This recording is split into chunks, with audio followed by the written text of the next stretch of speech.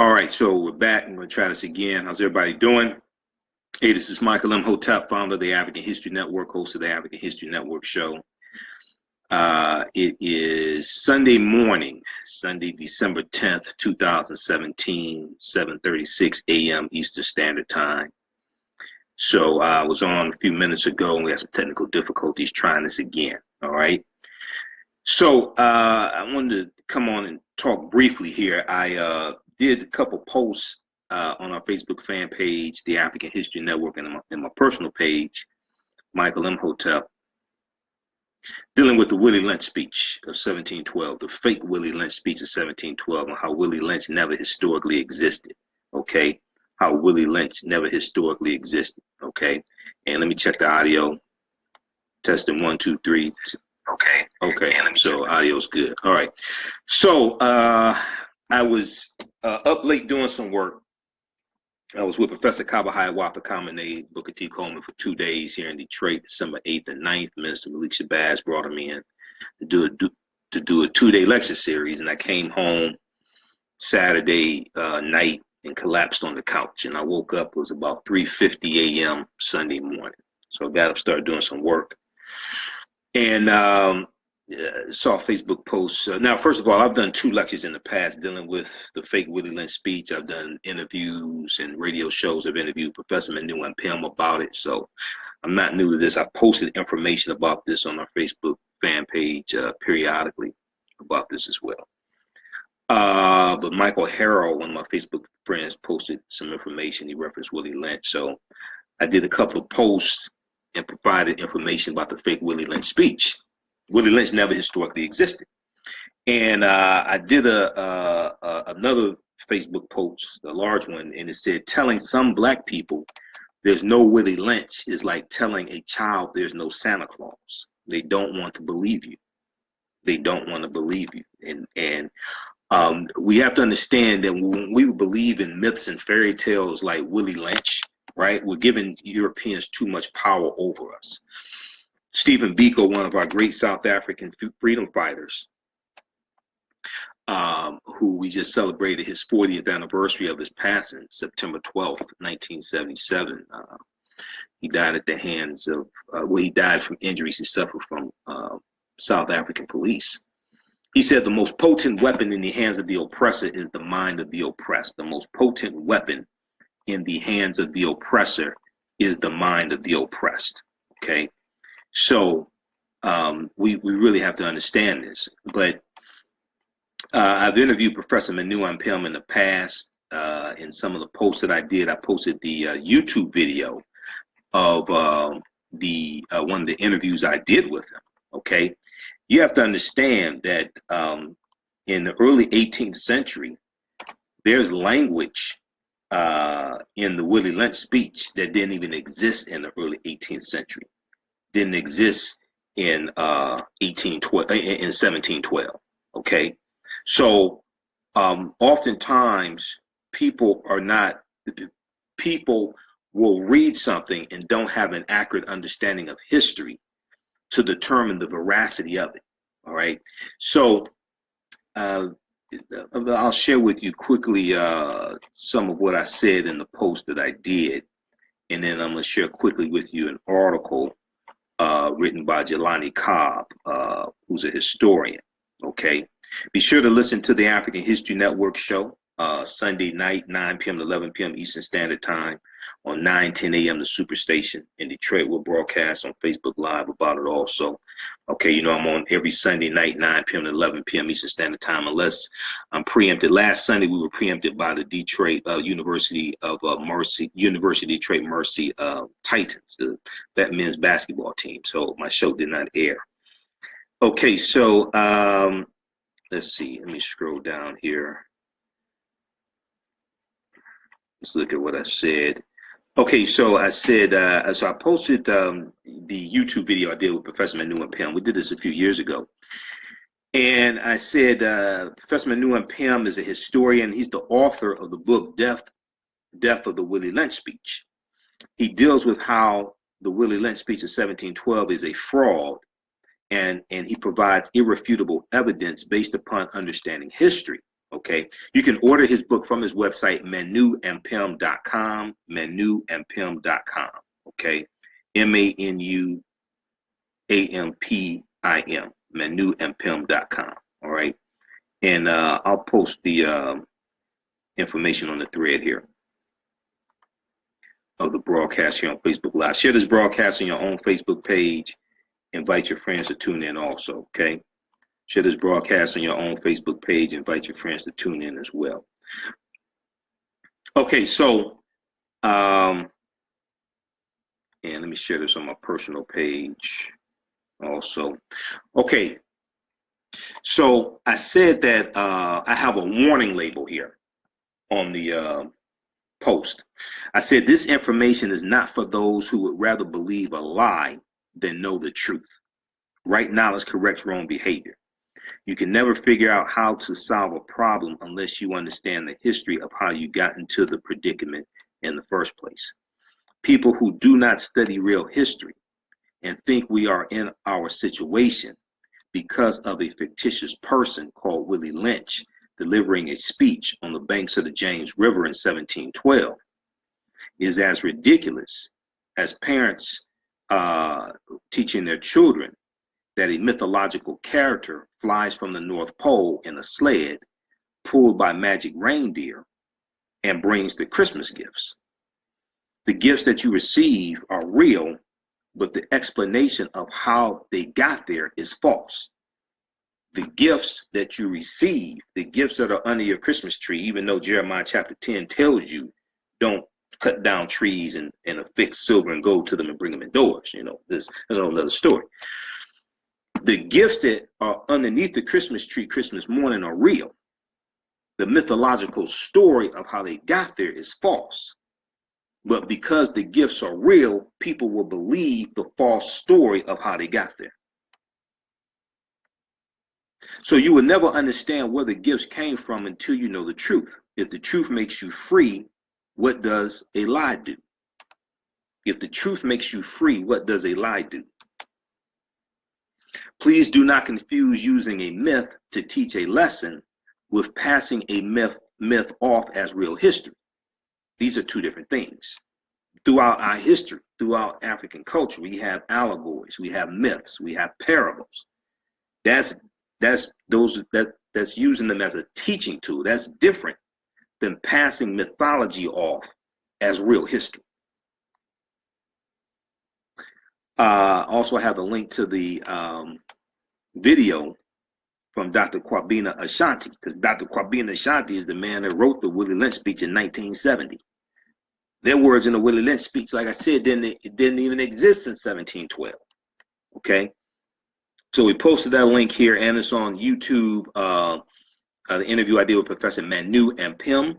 You go to my YouTube channel, Michael Imhotep, IMHOTEP. Just search for Willie Lynch, right?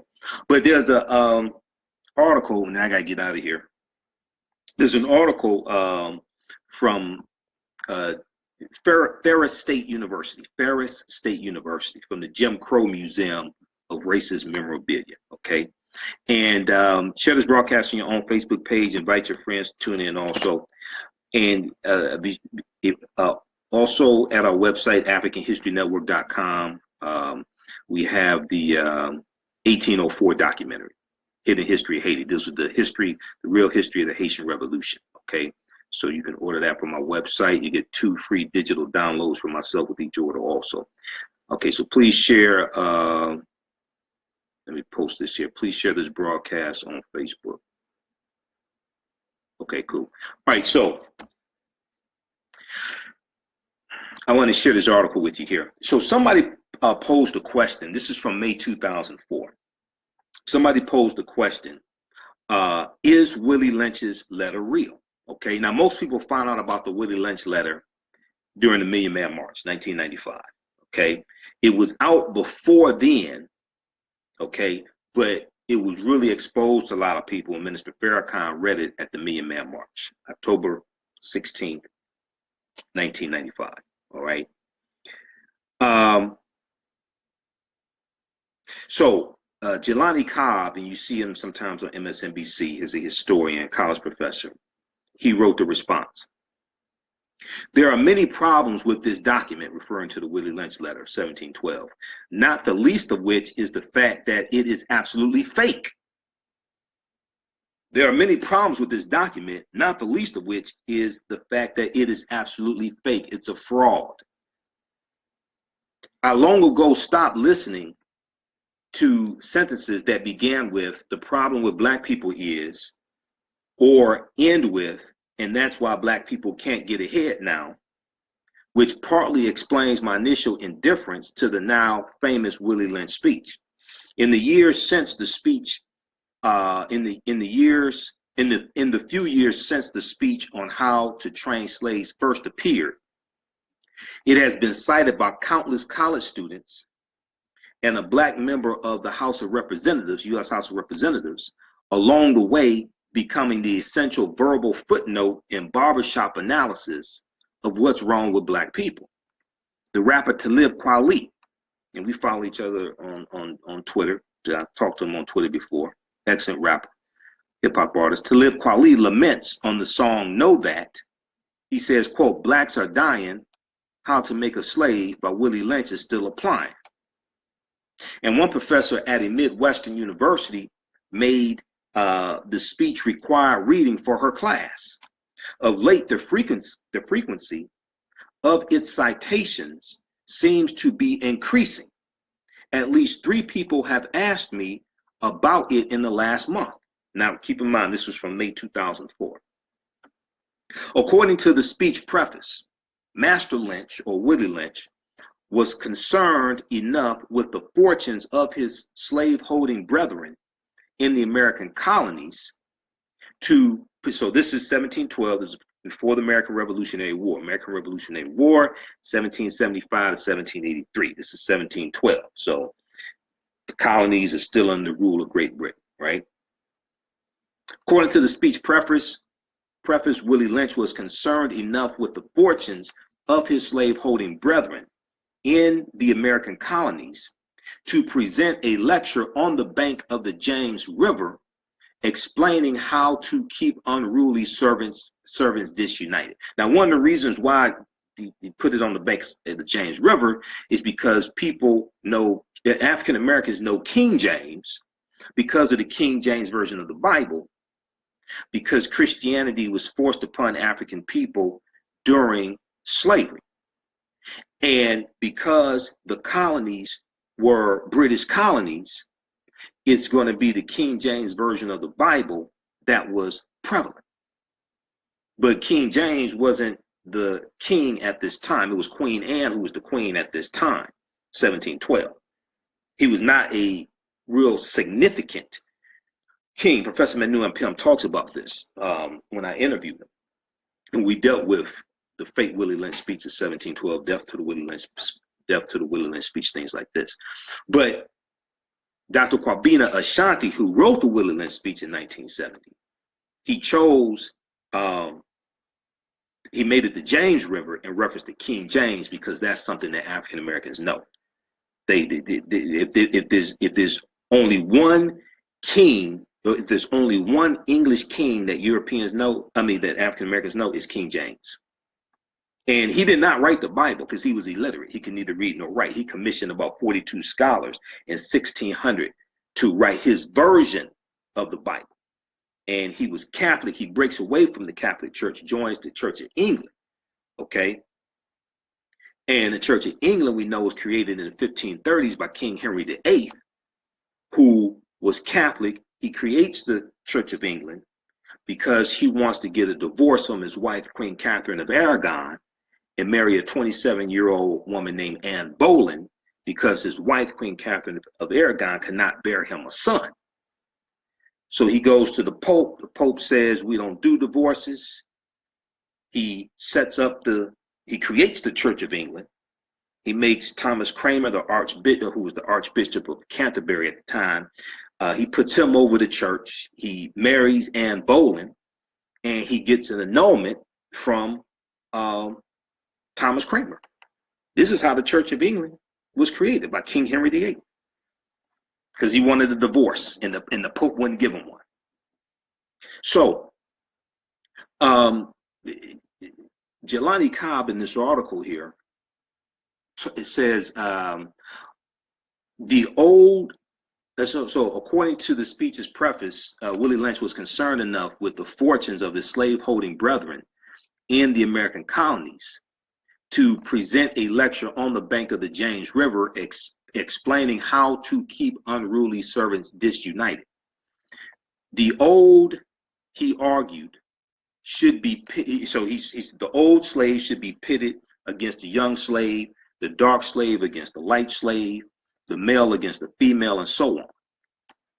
Such disunifying tactics, quote, he said, will control the slaves for at least 300 years, end quote. And he guaranteed this. And that, it seems, is why black people can't get ahead now. Now, Jelani Cobb says, as a historian, I am generally skeptical of smoking guns. Historical work, like forensic science, isn't some flashy field. It depends on the painstaking aggregation of facts that lead researchers to the most likely explanation, but rarely the only explanation. Slavery was an incredibly complex set of social, economic, and legal relations that literally boiled down to African Americans or black people and white people. But given the variation in size of farms, number of enslaved workers, regions, crops grown, law, gender ratios, religion, and local economy, it is unlikely that a single letter could explain slave policy for at least 151 years of the institution and its ramifications down to the present day. Let me give you an example. I did a lecture last year dealing with the history of the Nat Turner Rebellion of 1821, the rebirth of a nation. You can order it from our website, AfricanHistoryNetwork.com, AfricanHistoryNetwork.com. So a lot of people talk about how during slavery, slaves couldn't read or write. No slaves could read or write. That's not true. In many states and in many colonies, British colonies first, then states, it was illegal for enslaved Africans to learn to read and write. That is true in many of them, but not all of them. Because Virginia was an exception. Because it was legal in the state of Virginia for enslaved African people to learn to read and write. Nat Turner was one of them. It was legal to do that. It's going to change in 1831, I should say. Nat Turner Rebellion, 1831, not 1821. Started August 21st, but 1831. It's going to change after the Nat Turner Rebellion. Because after the Nat Turner Rebellion, the state legislature is going to make it illegal for slaves to learn to read and write, because Nat Turner was literate and he could read the Bible, and he used the Bible as a tool to teach enslaved Africans that they were not supposed to be slaves. So they made it illegal in the state of Virginia. They made it illegal after the Nat Turner Rebellion. They made it illegal for slaves to read and write. So the enslavement of African people in this country was something that's very complex. So that's why when I hear a lot of generalities, we have to understand the complexity of what took place. Now, considering, so Jelani Cobb goes on to say, considering the limited number of extant sources, E-X-T-A-N-T, from the 18th century, considering the limited number of extant sources from 18th century, if this speech had been discovered, it would have been the subject of incessant historical panels, scholarly articles, and debates. So he's saying if the Willie Lynch letter was an actual historical document and it surfaced in about the early 1990s, okay, then this would have been earth-shattering in the historical in the historical realm, in the scholarly world. Okay, it would literally be a career-making find, but the letter was never quote unquote discovered. Rather, it simply appeared on the internet, bypassing the official historical circuits and making its way directly into the canon of American racial conspiratoria. So it's kind of like Donald Trump's tweets, okay? If these were statements that Donald Trump had to make going through a press secretary, or if these were statements he was making directly to the media, but even if he had to go through somebody to get these statements out, they said, Mr. President, Mr. President, you don't want to do this. This is not true, Mr. President, because look at what you said over here. Looking at all this documentation over here, Mr. President, this is not true. But because he can just tweet now 280 characters, he's twice as deadly. Now, because Twitter, instead of 140 characters, is expanded to 280 characters, right? He can just tweet and he doesn't have to go past the scrutiny of anybody. Well, this is the same thing with the fake Willie Lynch letter. Because of the creation of the internet and access to the internet, it bypassed the scrutiny of historians when it was disseminated. So on a more practical level, the speech is filled with references that are questionable, if not completely inaccurate. On a more practical level, the speech is filled with references that are more questionable, if not completely inaccurate. Willie Lynch makes reference to an invitation reaching him on his quote-unquote modest plantation in the West Indies. While this is theoretically possible, the plantation system was well established in the Caribbean by 1712. Most plantation owners were absentees who chose to remain in the colonizing country, while the day-to-day affairs of their holdings were run by hired managers and overseers. But even assuming that Mr. Lynch was an exception to this practice, much of the text of his quote-unquote speech remains anachronistic, okay? Anachronistic is the anarchy.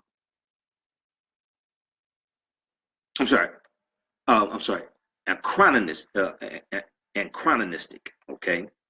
It is out of step with what was taking place at that time. It doesn't, the language in the speech and what he's saying does not fit into the vernacular of the time and does not fit into the history of the time.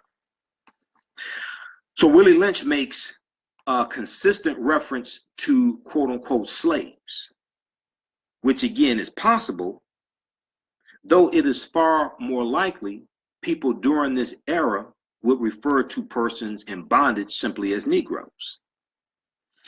In the first paragraph, he promises that, quote, ancient Rome would envy us if my program is implemented, end quote.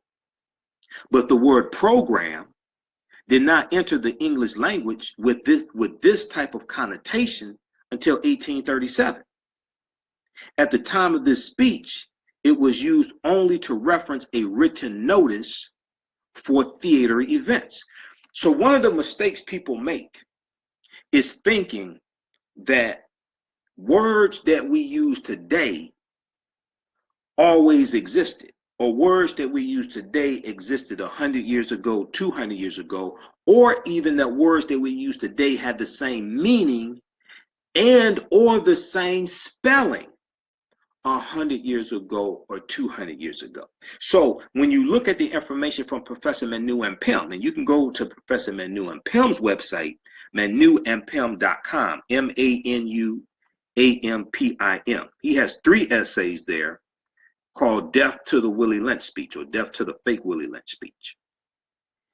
And he talks about, in one of them, he talks about how at this period of time, 1712, if you look at the word color, we spell it C-O-L-O-R, but the British spelling was C-O-L-O-U-R. And these were British colonies we're dealing with. So they didn't even spell the word color the way we spell it today. But somebody who doesn't understand history and sentence structure and vernacular of that period of time would know this. They would not know this. 2 paragraphs later, Willie Lynch says that he will, quote, give an outline of action, quote unquote, give an outline of action for slaveholders. But the word outline had appeared only 50 years earlier, and at that time was only used as an artistic term meaning a sketch. It did not convey its present meaning, outline, to outline a plan or something like that. It did not convey its present meaning until 1759, which is 47 years after this letter was supposed to have been written. But once again, if you don't understand history, language, sentence structure, and vernacular of the time that something is supposed to take place, a fraud can be passed off and you don't even realize it. Even more damning is his use of the terms indoctrination and self-refueling. In the next sentence, the first word didn't carry its current connotation until 1832, the word indoctrination. The current connotation of that didn't exist in 1712.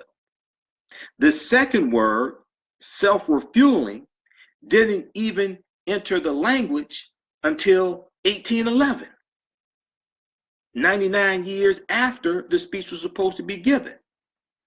Okay? More obviously, Willie Lynch, so that comes from the self-refueling, comes from the transportation era. Okay? That's a transportation word, self-refueling. Century, more obviously, Willie Lynch's use of the word black with an uppercase B to describe African Americans more than 2 centuries before the word came to be applied as a common ethnic identifier. Now, you're going to see the word black in the 1800s. You will see that. And for instance, the word African American, the term African American, Jesse Jackson did not create that term. Y'all need to stop saying that. He did not create that term. He reintroduced the term. Because the first recorded usage of the term African American goes back to May 15, 1782 in Philadelphia, Pennsylvania. That's a very old term. That's not a new term. The term Afro-American. The term Afro-American didn't start being used in the 1960s. That goes back to the 1830s. And we could look at organizations that we had, like the National Afro-American League, which was created about 1892. We could look at the Afro-American Council, created by Bishop Alexander Walters and Thomas T. Fortune, 1898. Dr. W.B. Du Bois was a member of the Afro-American Council, and it's going to be the split in the Afro-American Council because it breaks into 2 factions. By about 1903, it breaks into 2 factions, a pro-Booker T. Washington faction and a more radical faction, which consisted of Dr. W.B. Du Bois and Ida B. Wells and others. And they're going to break away from that, and in 1905 create the Niagara Movement, which was the precursor to the NAACP. You have the Afro-American newspaper, founded, I think it was in Baltimore around 1882. So we have to study our history. A people's history and culture teaches them how to deal with the problems of the past and the present and the future to meet the needs of their community. A people's history and culture teaches them how to deal with the problems of the past and the future to meet the needs and solve the problems of their community. Read the article that I wrote. You can read all of my articles at AfricanHistoryNetwork.com because I write articles as well. I'm not just in documentaries like Elementary Genocide Part 3. All of the documentaries I'm in and all my lectures available at our website, AfricanHistoryNetwork.com. You know, I'm in the Black Friday Part 2 documentary with Professor Kaba Kamene and and others also, from director Rick Mathis. But a people's history and culture teaches them how to deal with the problems of the past in the present and the future, because things happen in cycles. And every ethnic group in America use their history and culture to meet the needs of their community. And they understand that they have to be the #1 employers of their own people also. But if you go to my website, excuse me, if you go to my website, AfricanHistoryNetwork.com, read the article that I wrote. Whoopi Goldberg and Raven Simone are wrong about the term African American. And I deal with the history of that term and how it goes back to the 18th century. Jesse Jackson did not create it. Even if you look at Malcolm X's speech, The Battle of the Bullet, and when he did in Cleveland, Ohio in 1964, I think it was April of 1964, he uses the term Afro-American and African-American in that term. You read the transcript of it.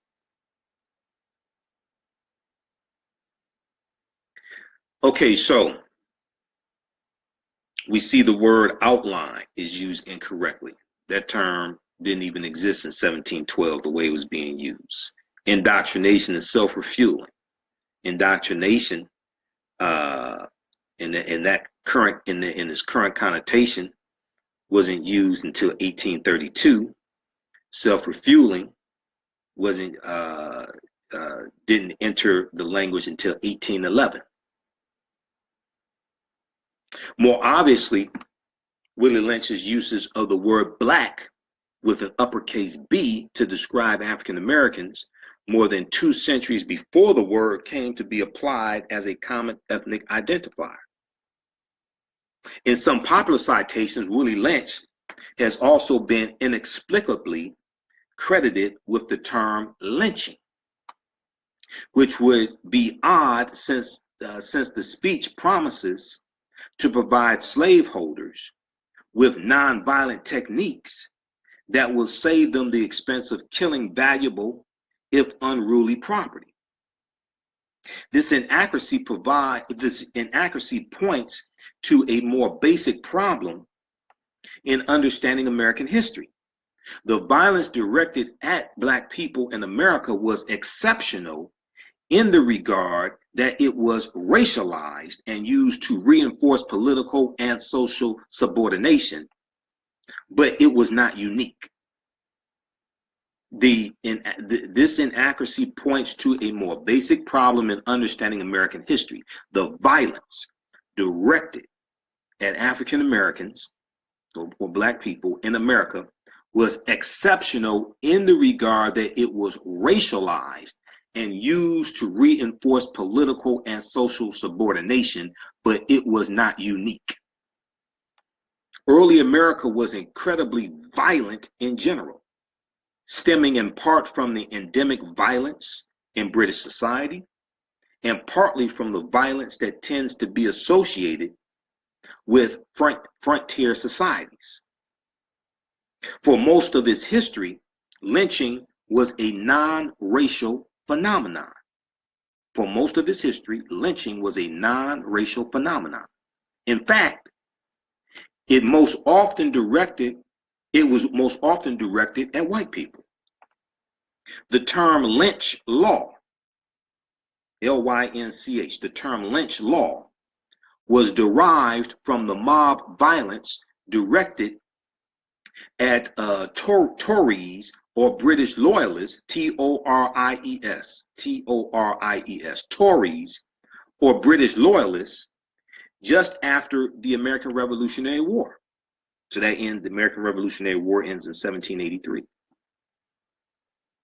While there is disagreement about the precise origins of the term lynch, some associate it with Charles Lynch, a Revolution-era justice of the peace who imprisoned Tories, or British loyalists. Others see it as the legacy of an armed militia founded near the Lynch River, L-Y-N-C-H-E,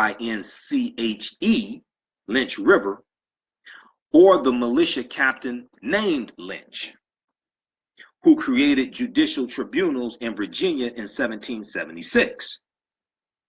There is no reference to the term lynch earlier than 1768, more than half a century after the date given for the speech. So the people who want to sit up on social media and argue the validity and veracity of the Willie Lynch speech haven't read none of this, haven't studied any of this. This is why I said telling some black people that Willie Lynch never historically existed is like telling a child that Santa Claus doesn't exist. They just don't want to believe it. But we should be dealing with what we know as opposed to believing. Because when you believe something, that means to accept something as truth without having valid evidence to prove that it's truthful or factual. When you know something, to know something is to accept something that's consistent with fact and reality, based upon the evidence. So given the sparse judicial resources, judges were forced to travel from town to town hearing cases, which is where we get the term judicial court. Given the sparse judicial resources, judges were forced to travel from town to town hearing cases, which is where we get the term judicial court. And the frequency of property crimes in the early republic, lynching was often seen as a form of community justice. If you watch some old westerns, if you watch maybe Gunsmoke, which was on air for 27 years, by the way, the TV show, I used to listen to, I'm an old radio show buff, so I've listened to hundreds of old radio shows, and Gunsmoke was one of them. But it was on the TV for 27 years. But if you watch some old westerns and things like this, when they have a situation where somebody's arrested, they say, okay, the judge will be in town in 2 days. Because the judge traveled from town to town hearing cases and ruling. Judge will be, we're going to hold you till the judge gets in town. Judge will be in town in 3 days.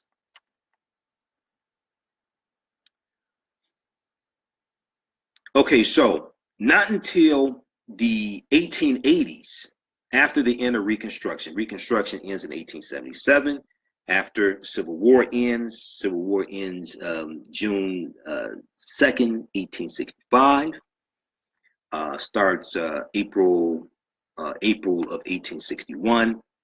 Reconstruction ends in 1877 with the Compromise of 1877. Okay, so it's not until the 1880s, after the end of Reconstruction, did the term lynching, become associated with African Americans. Gradually, the number of African Americans lynched each year surpassed the number of white people being lynched, until it became almost exclusively directed at black people late in the 19th century. Nevertheless, between 1882 and 1944, Tuskegee University recorded 3,417 lynchings of African Americans and 1,291 lynchings of white people. A lot of people don't know this. A lot of people don't know they were lynching white people also. Okay, where the term lynch also referred to white people. When we hear lynching today, when we hear the term lynching, the lynching doesn't just mean putting a rope around somebody's neck. It meant the unjust killing or mob killing of African Americans. So we look at Emmett Till, August 28th, 1955. Emmett Till was lynched, even though he wasn't hung. Okay. Yolanda Spivey wrote an article for Your Black World, or which, let me try to pull up that article Yolanda wrote. She wrote an article about 5 presidents who were members of the Ku Klux Klan, U.S. presidents. Okay, 5 presidents who were members of the Ku Klux Klan. Let me try to pull up this article here. How's everybody doing this morning? Share this broadcast on your own Facebook page. Invite your friends to tune in. I'm Michael Imhotep, founder of the African History Network, host of the African History Network show. So I ain't planning on to be on this long, but we'll be broadcasting tonight, 9 p.m. to 11 p.m. Eastern Standard Time. We're on every Sunday, the African History Network show on 9, 10 a.m. the Superstation. So you see me in the studio every Sunday. Let me see if I can pull up this article. Because that article dealt with presidents who were members of the Ku Klux Klan. Okay, here we go. It's called 5 U.S. Presidents Were Members of the Ku Klux Klan. July 18th, 2014 for ILoveBlackPeople.com. Oh, April V. Taylor wrote this. Okay, that's right. That's April V. Taylor that wrote this. Okay. In the article, she talks about how between 1882 and 1964, 3,446 African Americans were lynched, and 1,297 white people were lynched by the Ku Klux Klan. It's 1882 to 1964. Okay.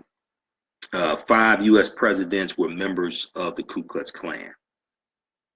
Let me see. I'm looking at my Microsoft Word version of that article. Let me see if I can. Let me see if I can give you a link for that article.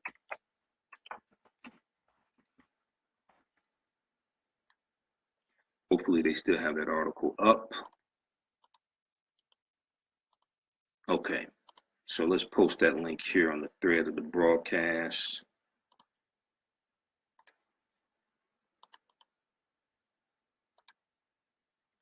All right, there we go.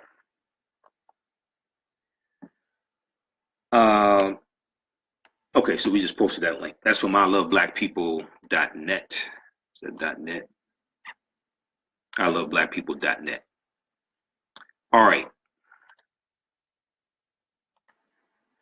Let's go back to this article here from Ferris State University, the Jim Crow Museum. This is written by historian Jelani Cobb, and he's a history professor, Jelani Cobb. You'll see him a lot of times on MSNBC. He writes for The Atlantic also.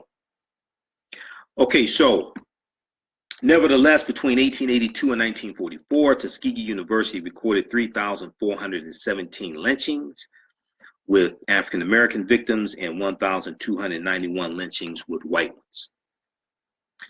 The Willie Lynch speech would seem to give a quick and easy explanation of the roots of our lamented Black disunity, quote unquote Black disunity.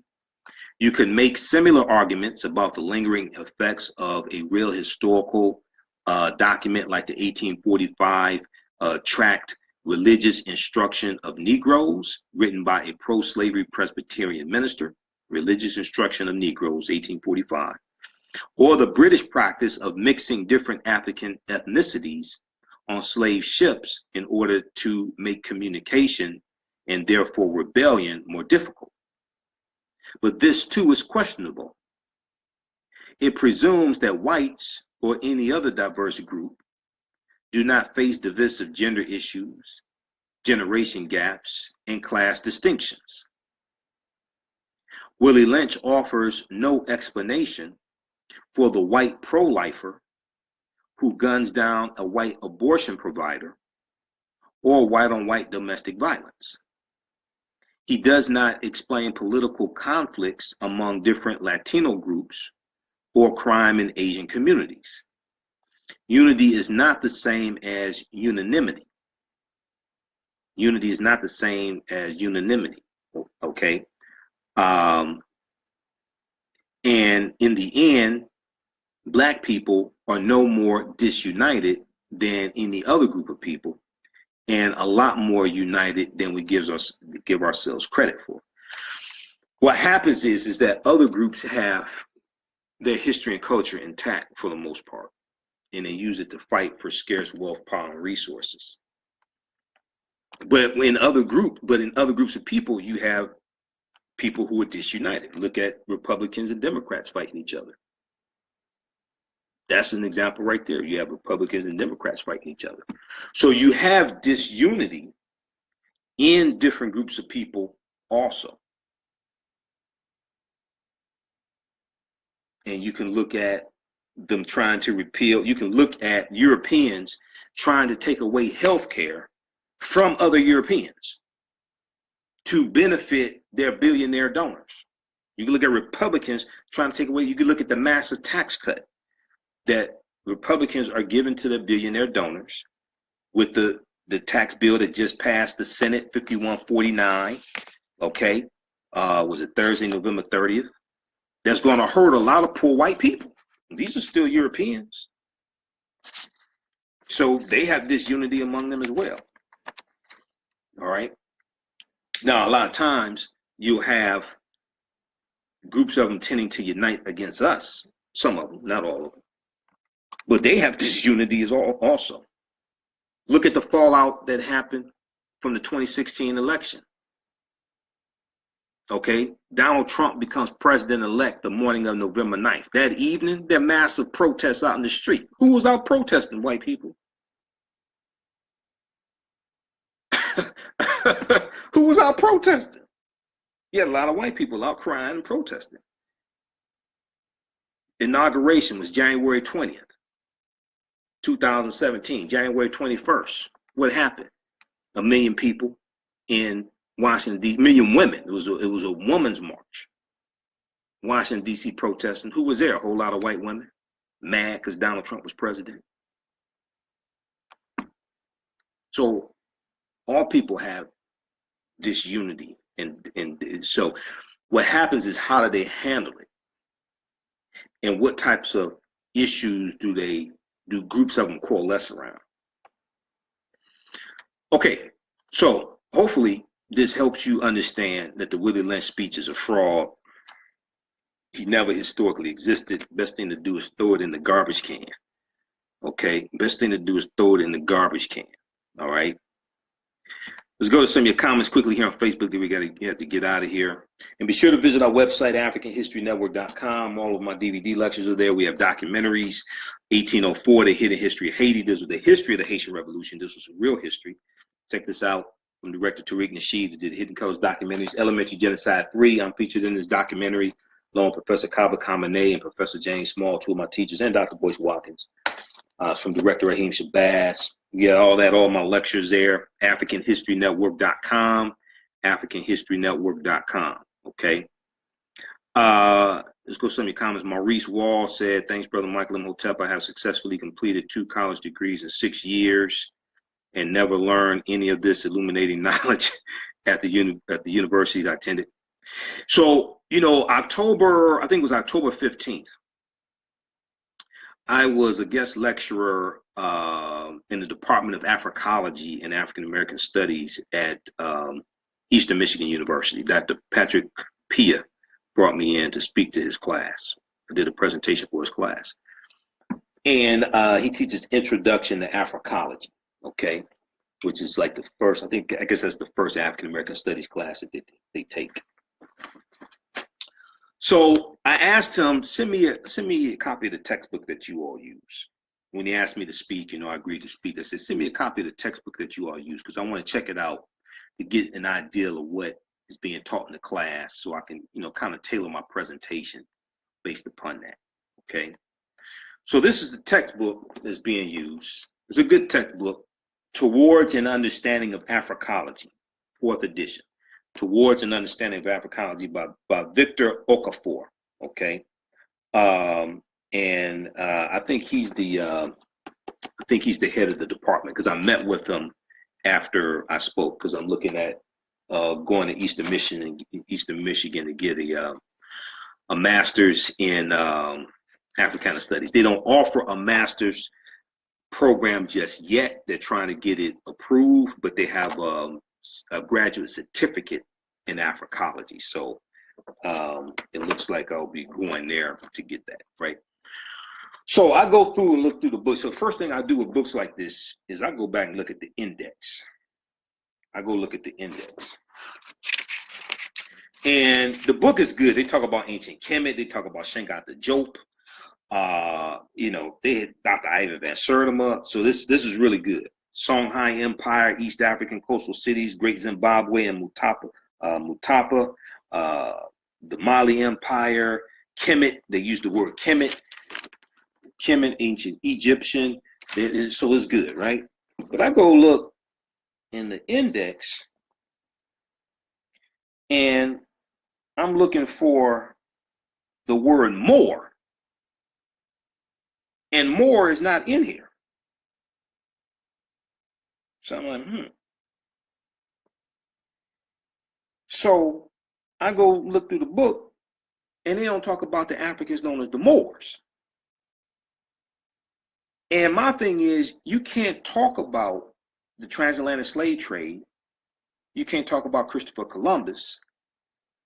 You can't talk about Europe coming out of the Dark Ages without talking about the 800-year occupation of Europe by the Africans known as the Moors. We have to deal with a chronology of history. So when I spoke to this class, part of my presentation was on the Moors and what the Moors took into Europe and how the Moors brought Europe out of the Dark Ages, which allowed Columbus to set sail on his 4 voyages.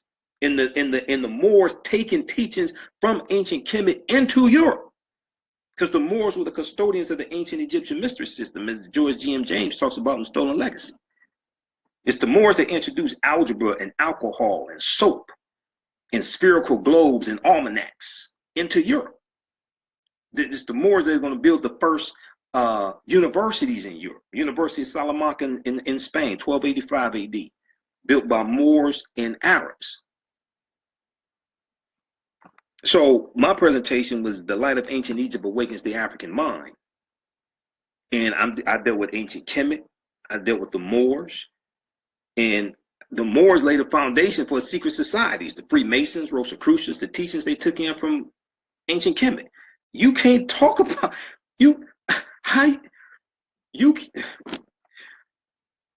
we have to understand a chronology of history. So when we deal with the transatlantic slave trade, and I teach an online course called Ancient Kemet, the Moors, and the Ma'afa, Understanding the Transatlantic Slave Trade. Some of you are taking that course. And actually, it's on demand now. So you can just go to AfricanHistoryNetwork.com. And it's the last one I did is actually it's actually 7 installments. It's about 14, 15 hours. Then there's 20 hours of bonus content.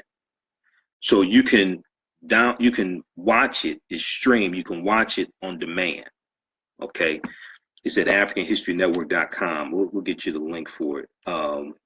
Because that will blow you away. Ancient Kemet, the Moors, and the Ma'afa, Understanding the Transatlantic Slave Trade, what they didn't teach you in school. Okay.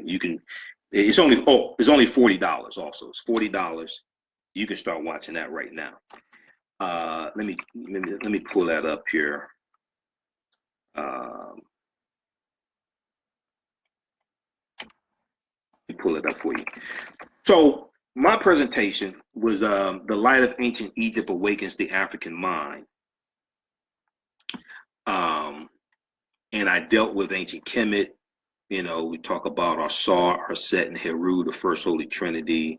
Greeks call them Osiris, Isis, and Horus. We dealt with all that, but we had to talk about the Moors. That was not in the textbook. They were blown away by the information. So we have to understand our chronology of history. That has to be included. All right, just a second. Let me try to find this here. Get you the most recent information. But trying to see if I can get the direct link. Okay, let's go to some more of your comments here. Felicia said there is no damn Santa Claus. There's no comparison. What do you mean, Felicia? Please explain. There's no comparison. Please explain. Willie Lynch didn't exist either, so there is a comparison.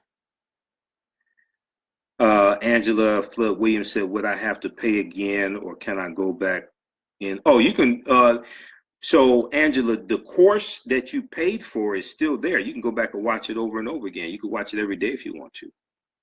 It's on demand. The course that you paid for, Angela, you still have access to the online school.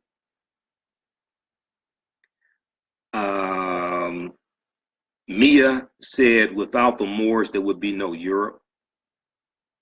Well, Europe existed before the Moors. Now, the Black Death, the bubonic plague that hit in 1347 AD and hit in spurts from 1347 to 1400 would have been much worse without the Moors. Europe lost between 1/4 to 1/3 of their population, between 25 million and 75 million people. It would have been worse without the Moors. Okay, but Europe, it's the teachings that the Moors took into Europe that allowed them to come out of the Dark Ages.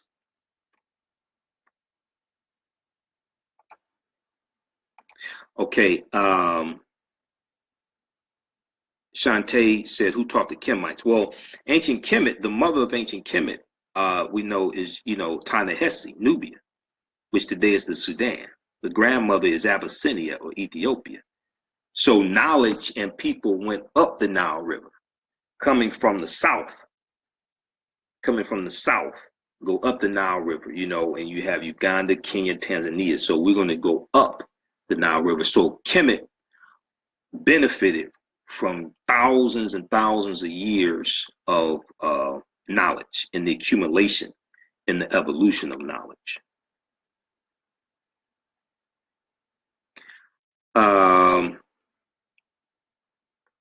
Felicia said, "Why is there no Willie Lynch?" Okay, go back and watch the video from the beginning, Felicia.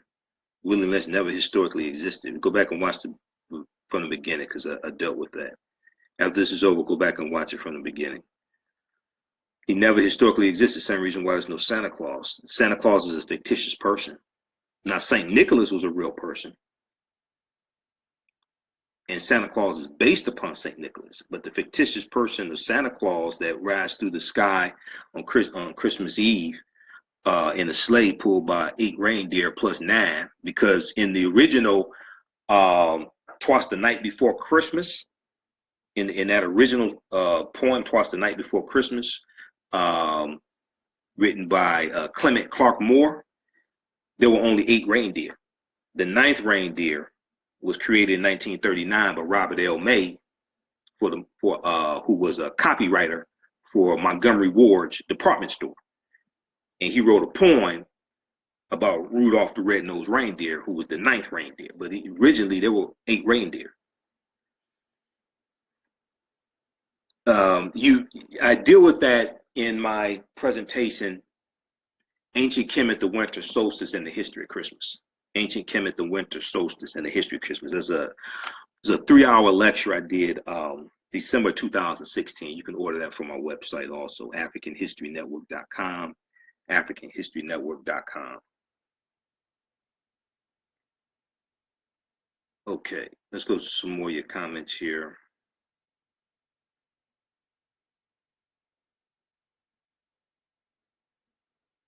Just a second. Some people may not go to church this morning, but you get some church right now. All right.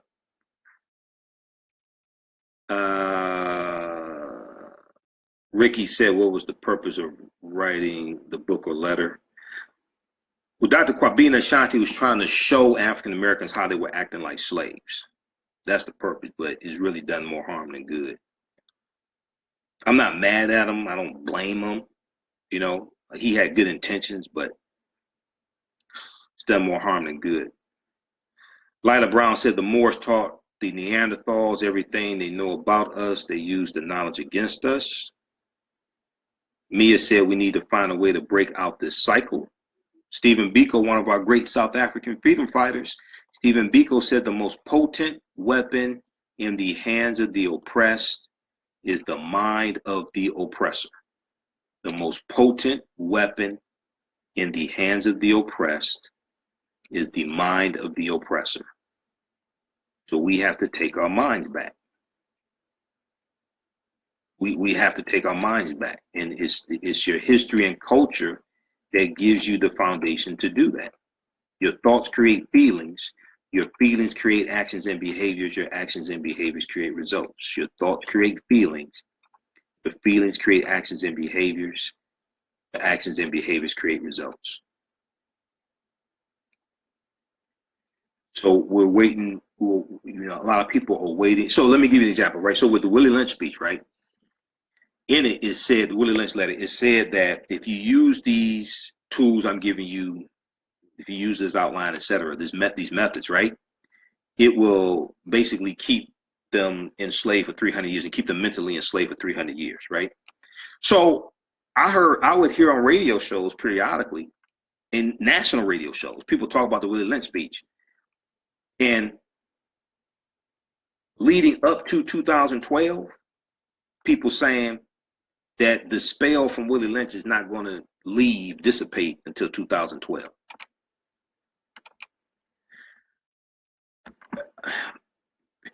We don't see, power is the ability to define and shape reality and have other people accept your definition of reality as if it were their own. Power is the ability to define and shape reality and have other people accept your definition of reality as if it were their own. And we don't understand how much power we give Europeans when we believe nonsense like this. Okay? What you do, so I'm posting the link to our website, AfricanHistoryNetwork.com. Here has the information about the online course that I teach, and it's on demand. So you can register for it right now and start watching it. Ancient Kemet, the Moors, and the Ma'afa, understanding the transatlantic slave trade, what they didn't teach you in school. It's at AfricanHistoryNetwork.com. It's all recorded. It's on demand. It's a visual presentation of PowerPoint, video clips, references, everything. It's the last one I did was 7 classes. It's about 15 hours in total, and then there's about 20 hours of bonus content. Okay, and you can watch that from around the world. It works best in, let me see, you watch that? Yeah, it works best in Google Chrome. It works best in Google Chrome as your browser to view the class. So what happens to a people when they are waiting for a futuristic expiration date on stupidity? Think about this. Leading up to 2012, I would hear people, because it's 1712, right? Willie Lynch Letter is supposed to have been delivered. 300 years, it's 2012. So what happens to a people when they are waiting for a futuristic expiration date on stupidity to come? Makes no sense. It's just like you have people who say that, how does it go? Something with 400 years. Okay, how does it go? Okay. So you have some people who say that the Bible says that we're going to be enslaved for 400 years. Slaves in this country for 400 years. Okay. So they look at August 20th, 1619. And they say we're not going to come out of it till 2019. So look at August 20th, 20 some odd Africans come to Jamestown, Virginia. All right, well, if you want to study history, then you'll know that the Spanish, who were involved in the transatlantic slave trade before the British, you would know that they were taking Africans into the territory we today call South Carolina in the 1520s, which is 100 years before Jamestown, Virginia. So the 400 years that you're waiting on to expire has already happened. Now what's your excuse? If you understand history. Now, if you want to deal with mythology, then you have to go watch somebody else's broadcast. If you want to deal with history, the 400 years that you're waiting for to expire has already happened. Now what's your excuse? Because the Spanish who came to this land before the British came, the Spanish were taking Africans into the air from Africa, taking them into the area we call South Carolina in the 1520s, 100 years before Jamestown, Virginia. This is why when I hear people say we first came here August 20, 1619, that's in the British colonies. Now, keep in mind, African people, we were already here 51,700 years. This was our land stolen from us. We were here before Native Americans came into existence. This is one of the things I deal with it in the online course that I teach, Ancient Kemet, the Moors, and the Ma'afa, understanding the transatlantic slave trade, what they didn't teach you in school. And this is one of the books that we reference in the class. From my friend, Dr. David Imhotep, the first Americans were Africans, documented evidence. Okay, so visit AfricanHistoryNetwork.com. You can register for that class, watch it on demand. You can start watching it now. It's only $40.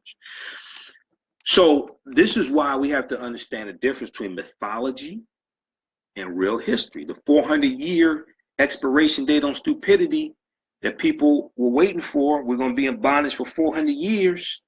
Really? That expiration date expired 100 years ago. Now what's your excuse? We have to take our minds back. Power is the ability to define and shape reality and have other people accept your definition of reality as if it were their own. This is why Stephen Biko was correct. He said the most potent weapon in the hands of the oppressor is the mind of the oppressed. Harriet Tubman was correct when she said, I freed 1,000 slaves, but I could have freed 1,000 more if they had only known that they were slaves. Because somebody else was in control of their reality.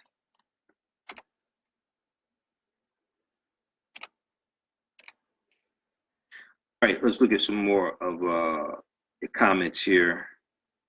There's a lot of them too. Monica said, okay, Monica and Lily are going back and forth.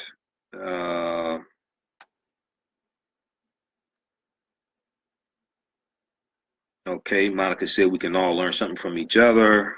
Lila, it was Lila, not Lily. Lila said the generation before mine was so adamant about us assimilating. Really? You sure about that? Which generation? Really? Civil rights movement was not about assimilation. You should go back and study the civil rights movement. Civil rights movement was not about assimilation. That's a misinterpretation. Just like people are saying civil rights movement was a nonviolent movement. Really? You ever heard of Deacons for Defense and Justice? You ever heard of Robert F. Williams and the Black Guard? You ever read the book, This Nonviolent Stuff Will Get You Killed? Which deals with how guns made the civil rights movement possible by Charles Cobb. Charles Cobb, who was a field secretary for SNCC for 5 years in rural Mississippi. Professor James Small, one of my teachers, he'll tell you, and I've interviewed him. You can go listen to interviews where he said this. He said the civil rights movement was not a nonviolent movement. No, it was not. We don't understand our history.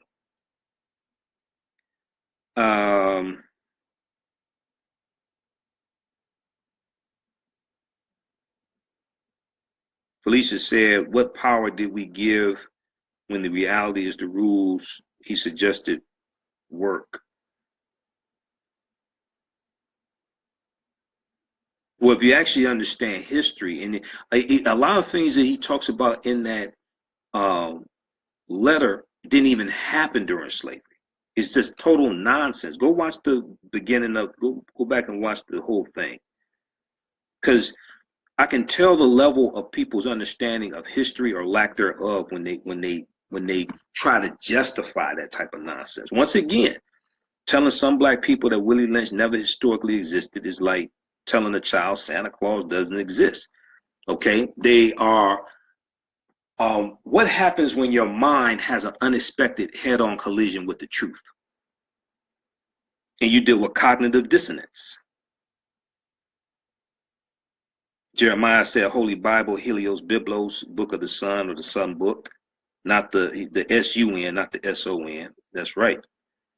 Helios. And Biblos, coming for Bublos, which was the Phoenician capital where the early Christians went to go to get the papyrus to which was a form of paper to write the Bible on. Biblos comes from bublos, B-U-B-L-O-S, and then B-Y-B-L-O-S. Because Biblos did not originally mean book. It was a Phoenician capital, the capital of Phoenicia. And Phoenicians were African people. Lila said, less Willie Lynch and more Toni Morrison. Okay. Less Willie Lynch, more Dr. David Imhotep, more Dr. Chancellor Williams, more Dr. Leonard Jeffries, more Professor Kaba Hiawatha Kamene. I'm going back looking at some of your comments here. Was the Willie Lynch practice real? A lot of that stuff is nonsense. You have to understand also variations on different slave plantations. This is why, just talking about these silver bullet theories, man, just don't hold up.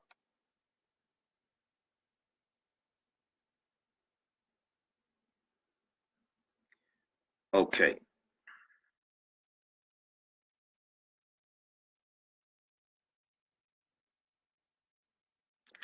Bam said, I'm sorry I came in late. Are you saying Willie Lynch never existed? Yeah, Willie Lynch never historically existed. Willie Lynch never historically existed. The Willie Lynch speech of 1712 is an absolute fraud. It's been proven to be a fraud numerous times. There are words in the speech that didn't even exist in 1712, like self-refueling. And the way that words were used in the speech allegedly in 1712 weren't even used like that till 50, 100 years after, like indoctrination and outline. So people go back and watch the beginning of the broadcast. Willie Lynch never, ever historically existed. This Willie Lynch was supposed to be existed in 1712 and wrote this letter. That letter was written in 1970 by Dr. Kwabena Ashanti, and he's come out and admitted he wrote the letter, and he explained why. On YouTube, there's a video of him talking about it. He was interviewed by Black and Noble bookstore. He talks about it. But even if he didn't even admit it, if you understand history, sentence structure, vernacular of the early 18th century, you can go through and see that that's BS.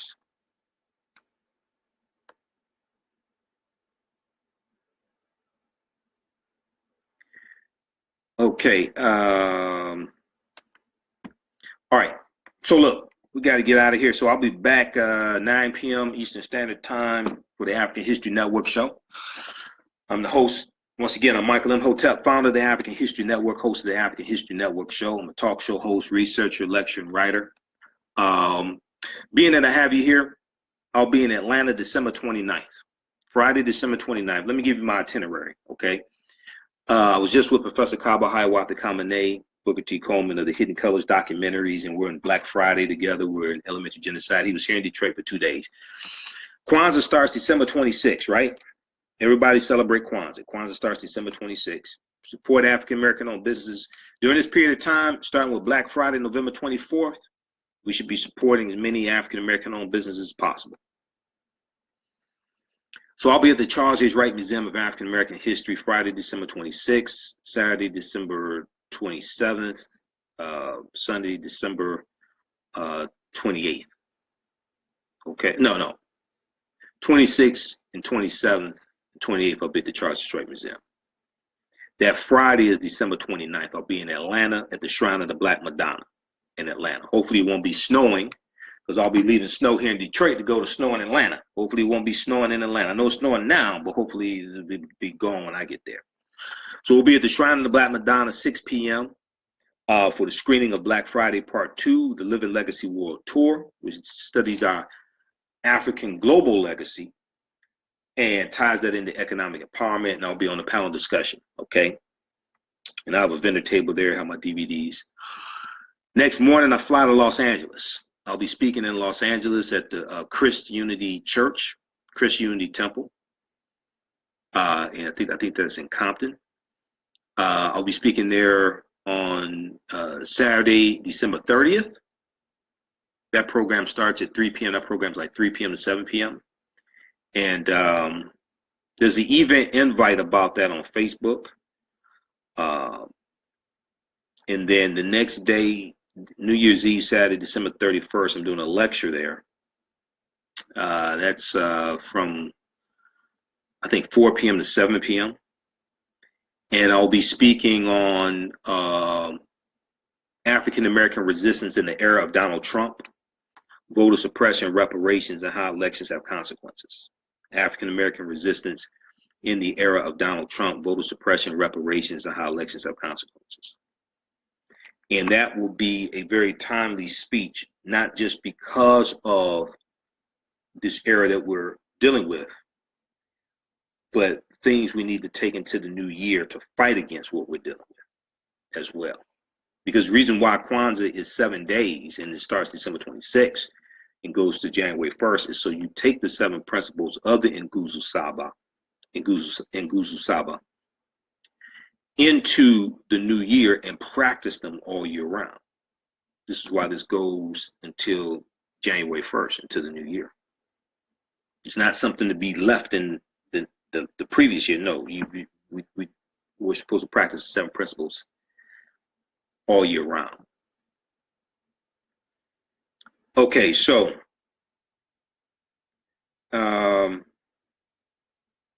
John asked, when am I coming to New York? Okay, if you want me to come to New York, contact me, AfricanHistoryNetwork.com, AfricanHistoryNetwork.com. If you want me to do a presentation for your group or organization, go to my website, AfricanHistoryNetwork.com, AfricanHistoryNetwork.com. You contact me there, or you can email me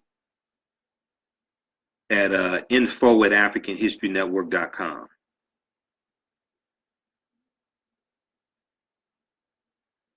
Okay, but you can contact me right through the website, AfricanHistoryNetwork.com. And if you want me to do a presentation for your group organization, if you want me to be on a panel discussion, you want me to moderate a panel discussion, you want to interview me, AfricanHistoryNetwork.com. All right, that's the best way to do it.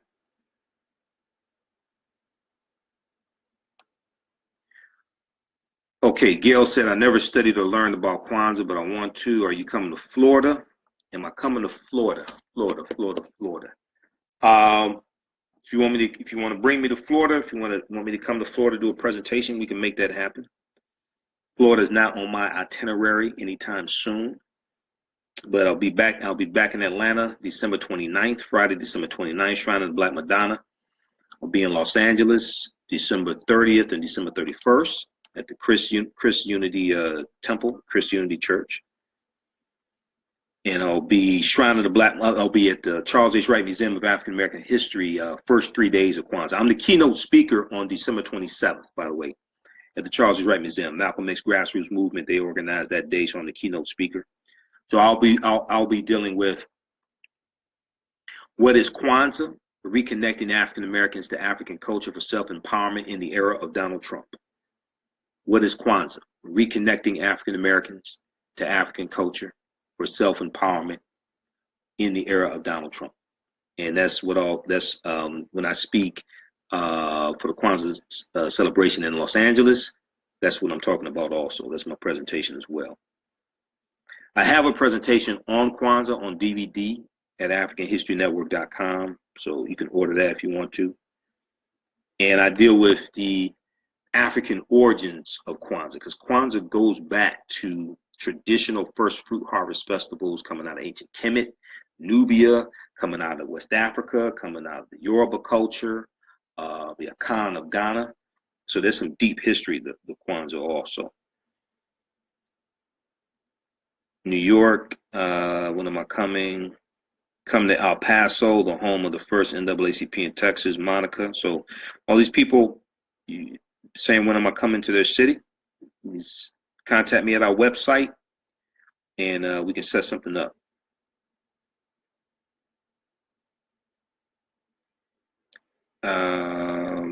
Snow is melting here in Atlanta. Good. I want all the snow gone by the time I get to Atlanta.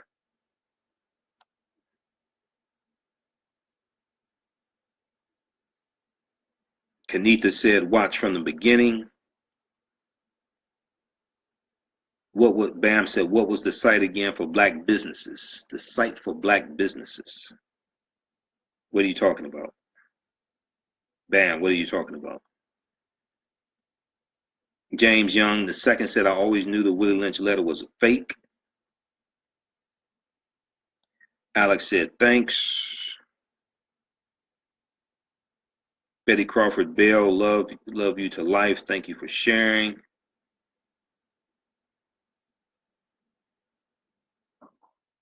I'm going to try to get your comments in here. People have been waiting for the comments to be seen. Kieran said, thanks for the education. Now, if you like this type of information, you want to learn more, once again, at our website, AfricanHistoryNetwork.com. All of my 35 DVD lectures are there. You can order those if you like that. They help support the African History Network, helps us to keep doing what we're doing, keep doing the research, keep broadcasting. We have documentaries there, Hidden Colors, Black Friday, 1804, the history of Haiti. We have a recommended reading list of books. We don't sell books, but people always ask what types of books should I read. So we have a recommended reading list of about 60 books there. You can read the articles that I write also there. And then we have about 800 podcasts of our radio shows, audio podcasts of our radio shows also that are free. You can listen to those, download those. And website also connects you to our YouTube channel, Michael Imhotep on YouTube. So we have about 600 video clips there. So it's a good resource, AfricanHistoryNetwork.com. Tisha says, stop keeping ignorance alive, please. We are better than this. Yeah, we read about that, but a lot of people act like, when you tell a little kid Santa Claus doesn't exist. So Jeremiah said, I'm glad you didn't tell them the roots, that roots was not based on real people. I don't know what you mean by that.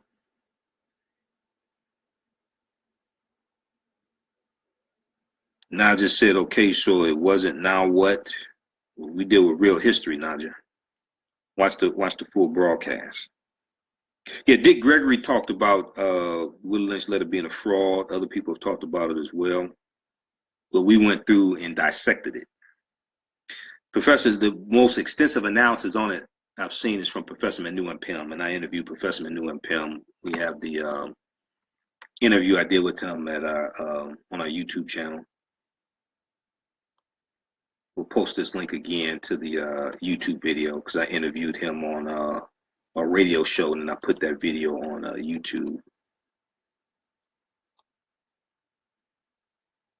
And many of you have seen the video that I did for my presentation, Should African Americans Celebrate Black History Month, Exposing the Myths? Many of you saw that segment I did on the Black John Hanson being president. We have 2 videos or 3 videos on YouTube about that. One of them, the first one that I posted, has been viewed over 1 million times. Contrary to popular belief, the Black John Hanson was never president. We need to stop saying that nonsense. There were 2 John Hansons. There was a white senator from Maryland who was the president of the Continental Congress from 1781 to 1782, and he died in 1783. You have a black John Hanson who was a senator to Liberia. Those are 2 different people. Okay, we need to stop saying that nonsense that the black John Hanson was president, and he's not on the back of the $2 bill either. Stop saying that nonsense also. Okay, because when you say something like that and you come up against facts and evidence, it's going to shut you down. This black John Hanson is not on the back of the $2 bill. There's nobody of African descent on the back of the $2 bill, especially if you've seen the original painting that the back of the $2 bill is a depiction of, because that original painting was done by John Trumbull in about 1818. And it's a depiction not of the signing of the Declaration of Independence, July 4, 1776, but the drafting of the Declaration of Independence by a 5-man committee, June 28, 1776. That's what it's a depiction of, the drafting of the Declaration of Independence. But there's nobody of African descent. Those are all Europeans on the back of the $2 bill.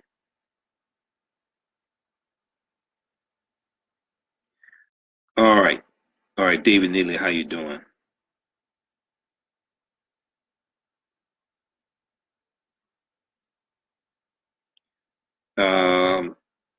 Lila Brown said, how about we stop learning about their system altogether so we can focus on building our own? Okay. See, that sounds real good. But if their system is full of booby traps, you need to understand their system better than they do so you don't fall into the booby traps. See, this is the difference between theory and practical application. See, that sounds real good. Let's stop learning about their system so we can build our own. Okay? If their system is full of booby traps to trap you, you need to know their system better than they do so you know where the booby traps are and you can warn your people so you don't fall into them while you build your own. You have to do both. It's not an either or. This is the difference between understanding practical application and theory. In theory, that sounds real good. Practical application, it doesn't work. You better understand law. You better understand their legal system because it's based upon entrapping you. One of the reasons why we get so caught up in their legal system because we don't understand it. You better understand that legal system and where the booby traps are so you can avoid them.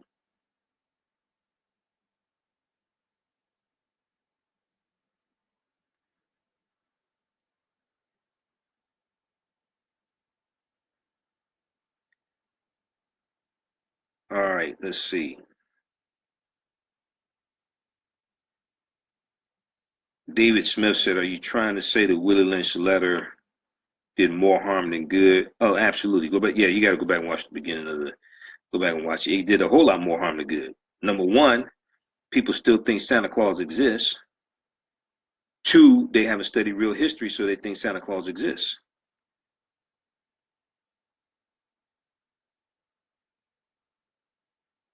Gail said, nothing good ever comes out of Florida. Okay, do you have a bad experience in Florida? There are a lot of good people in Florida.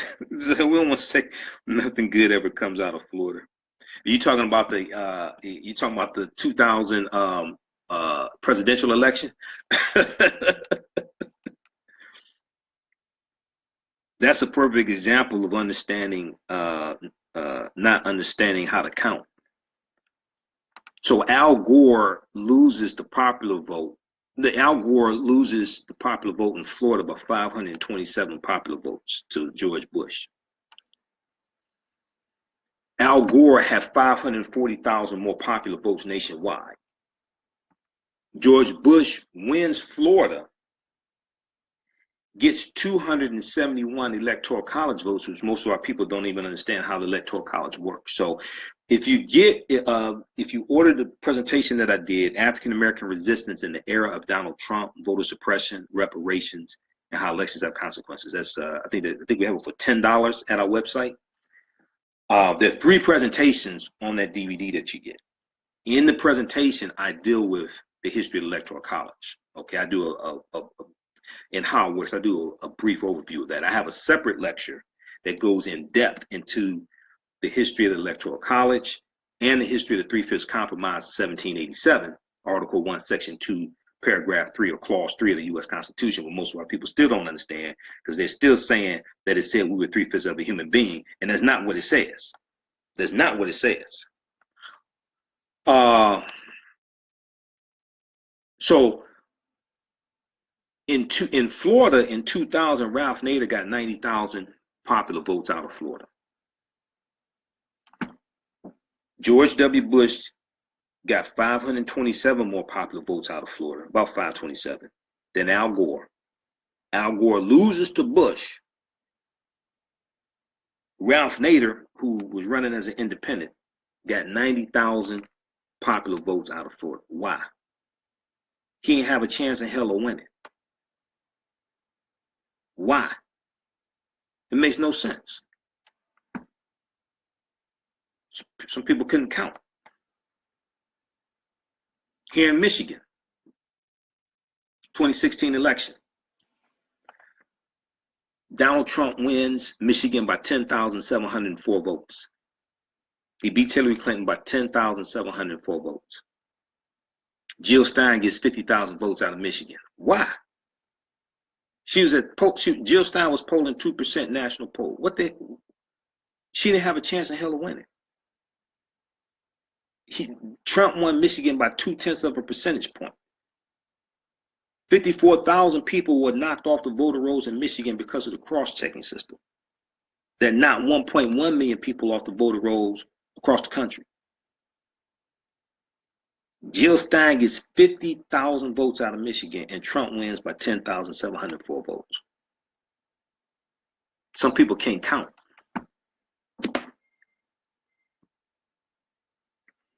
Then, if you look at Lieutenant General Michael Flynn in Russia, December 2015, because all these bastards about to go down. I'm telling you, they're about to go down. He's sitting next to Vladimir Putin at the 10th anniversary dinner celebration for Russia Today TV. Vladimir Putin is right here at the dinner table. Next to him is Lieutenant General Michael Flynn on his right-hand side. Who's sitting across from the table? Jill Stein. The same Jill Stein that ran for president. What the hell is she doing there at the table with Vladimir Putin in Russia? Some people can't count or connect dots. Do I have digital files? Yeah, Kenita, some of our, first of all, you may want to start with the online course that I taught, Ancient Kemet, the Moors, and the Ma'afa, Understanding the Transatlantic Slave Trade, what they didn't teach you in school. That's all streaming. It's like 14 hours. It's all streaming. Okay, that's only $40, by the way. And it also has 20 hours of bonus content. And then some of my lectures, we have a few that are also available on digital download. I'm trying to make some more of them available. My latest presentation, The Racist History of the White National Anthem and the Pledge of Allegiance, that's on digital download. And I think the one I did, The Distortion of the Legacy of Dr. Martin Luther King Jr., that's on digital download also. But the online course, that'll keep you busy. Ancient Kemet, the Moors, and the Ma'afa, Understanding the Transatlantic Slave Trade, what they didn't teach you in school. That's streaming. It's not digital download, but it's streaming. And once you register, you can go back and watch it over and over again. Okay, so that'll keep you busy. But a few of my presentations are on digital download also. Let me see something here.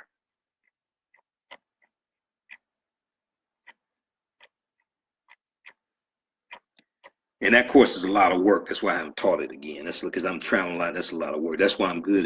That's why I'm glad it's archived there, because it's a lot of work to put together the class. It's a lot of work to teach that class. All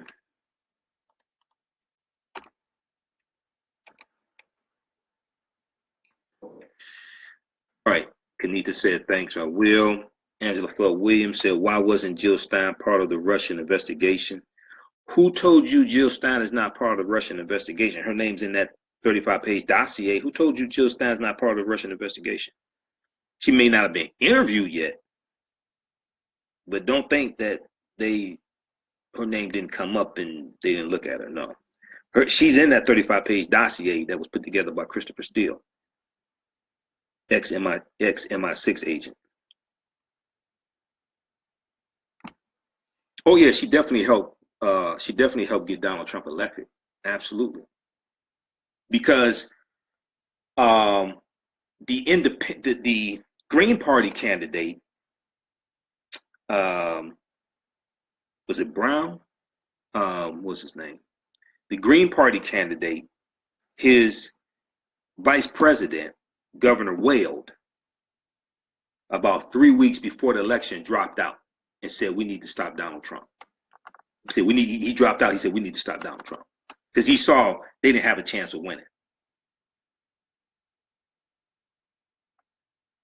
Some people don't know how to count.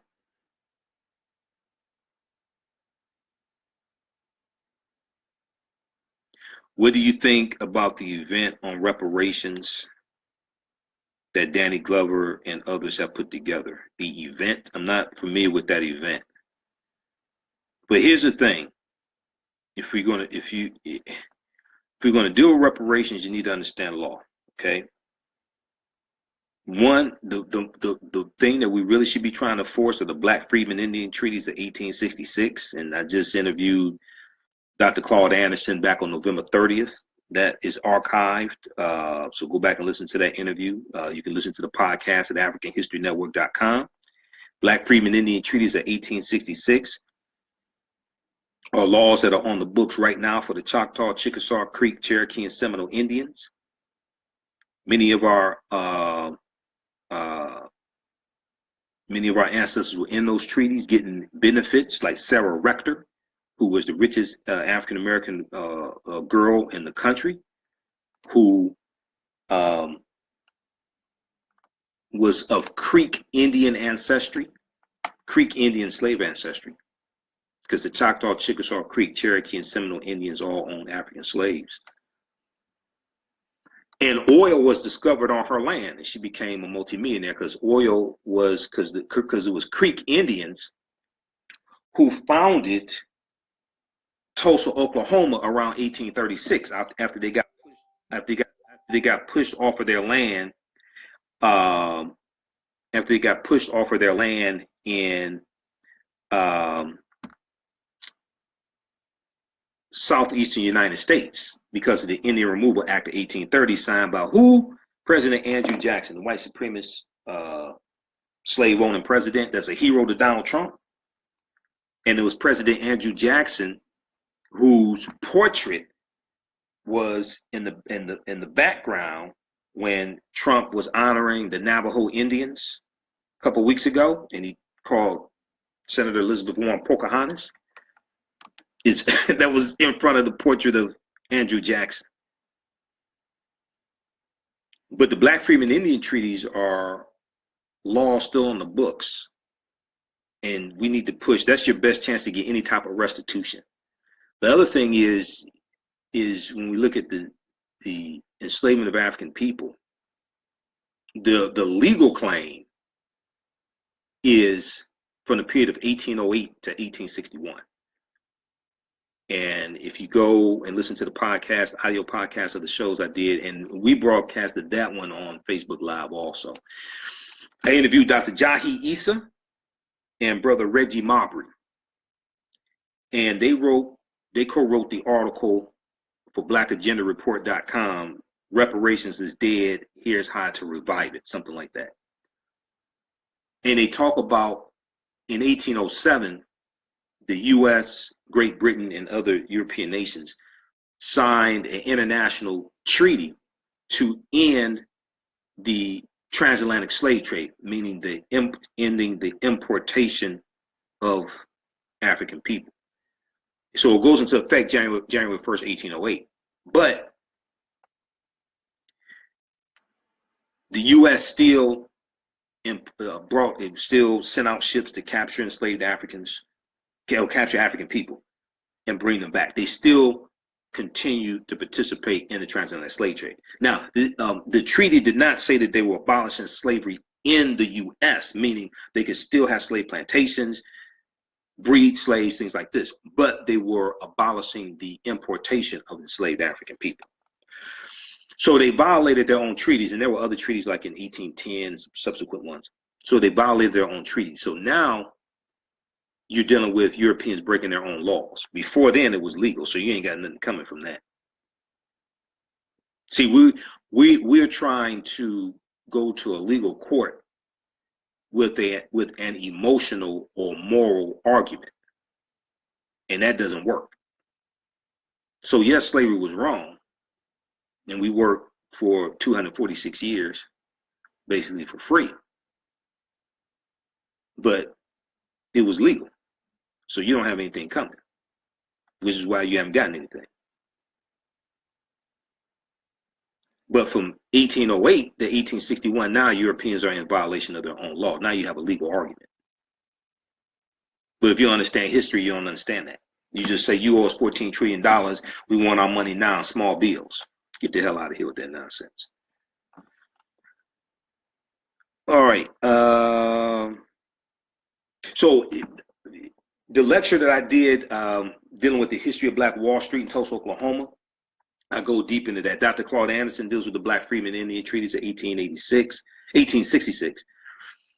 You can listen to the interview I just did November 30th with him. And you can go to his website, powernomics.com, and harvestinstitute.com. Harvest, like harvest crops, Harvest Institute. I think that's harvestinstitute.org, actually. And he has a lot of resources there, information on this lawsuit to enforce the Black Freedman Indian Treaties of 1866.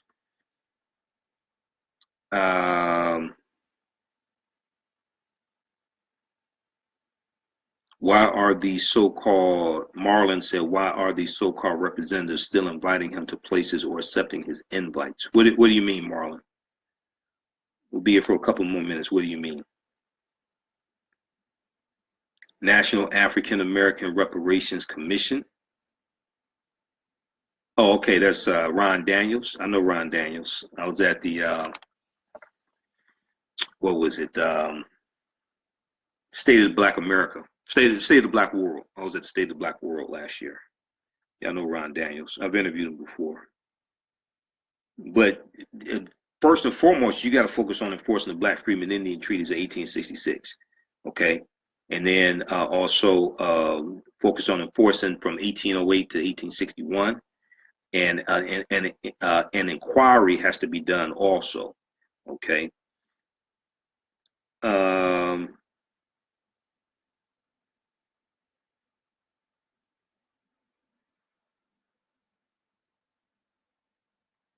Sharonda said, even if the Willie Lynch letter is fake, the syndrome is real. Not really, no. We have a real lack of understanding of history.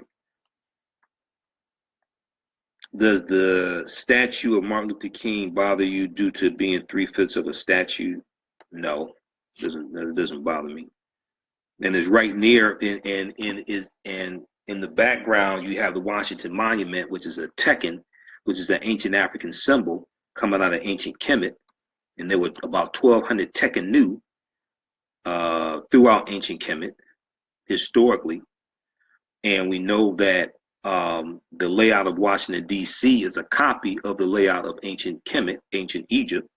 And the layout of Washington, D.C. was done by Benjamin Banneker, who was an astronomer and descendant of the Dogon, because his grandfather, I think it was his grandfather, was Dogon.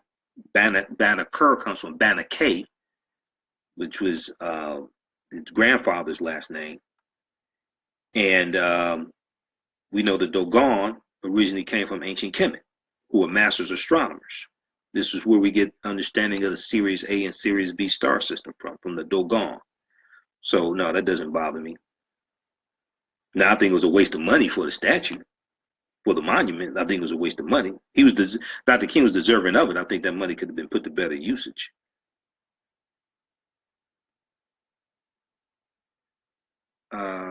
Okay. Yeah, the Dogon of Mali. But the Dogon were originally in ancient Kemet, and they're going to migrate to Mali because of invading forces. We see a migration going back to about 400 BC. They're going to migrate to Mali. They're in Mali and Burkina Faso. They're going to migrate there, but they're originally ancient Kemet in ancient Egypt.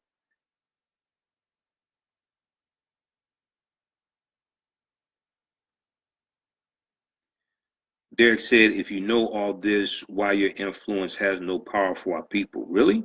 We have 1 million followers on here. How many do you have?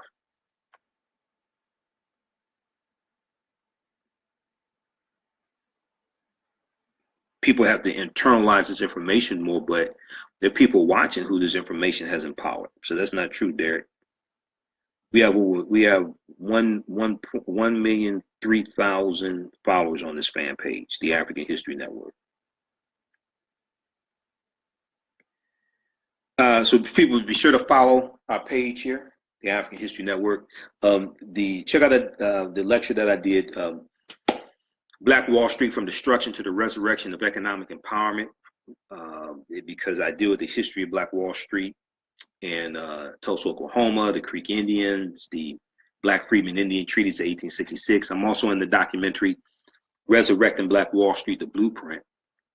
We have that back in stock. That's from Dr. Boyce Watkins and director Dorian Chandler in Your Black World Films. Some don't want to believe. Well, I tell people, you don't have to believe a word that I say. Go do your own research. Proper documentation ends all conversation. You don't have to believe a word that I say. People want to believe and not know. Don't want to do research. This is the problem. Okay. This is one of the biggest problems. People want to believe. To believe something means to accept something as fact without having evidence to prove that it's factual. Okay. When you have the evidence, you don't have to believe. You have the facts and evidence, you don't have to believe because you know. And knowing is different. Okay. Knowing is different than believing. You don't know what your name is. You don't believe what your name is. You know what your name is. If you are at work and you get a call for your husband or wife and they say, "Did you turn the iron off at home?" You say, "I believe I did." That means that there's doubt. That means you don't know that you did. When you know you did, you don't say, "I believe I did." You say, "Yeah, I know I did. Yeah, I know I turned that iron off."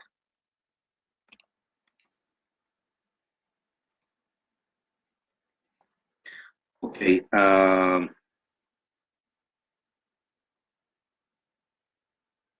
Vanita said, "Will our people ever come up? I have major doubts. Thanks for your effort." Well, as Professor Kaba says, he says it's not over till we win. Absolutely. Nothing lasts forever. Now, some of us are not going to be involved in that. Some of us are just going to die as ignorant as they were when they were born. I mean,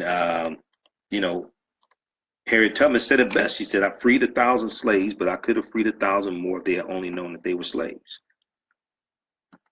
Some of your own family members are just going to die ignorant. Some of my family members will die ignorant. So you have to help those who want to be helped.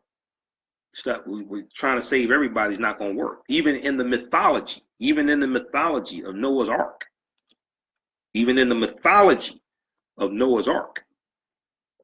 Noah didn't build an ark to save the world. He built an ark to save those who wanted to be saved.